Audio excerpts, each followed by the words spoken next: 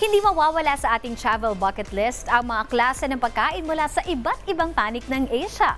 Isabay na rin natin ang makabubuti sa ating kalusugan para balanse ang lifestyle. Panoorin po natin ito.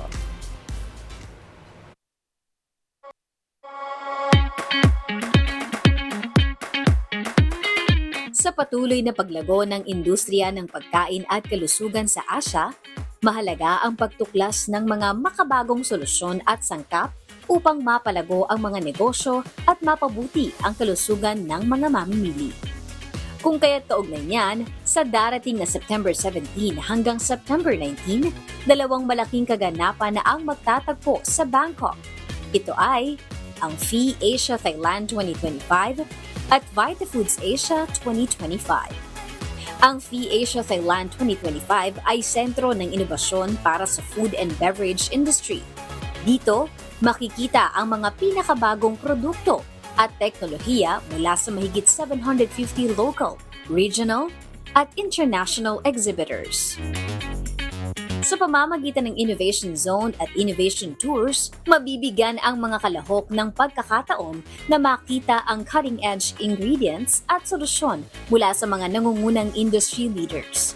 May 5 key conferences din na tatalakay sa ASEAN ingredients: Halal Certification, Functional Foods, New Value Chains, at Regulatory Updates.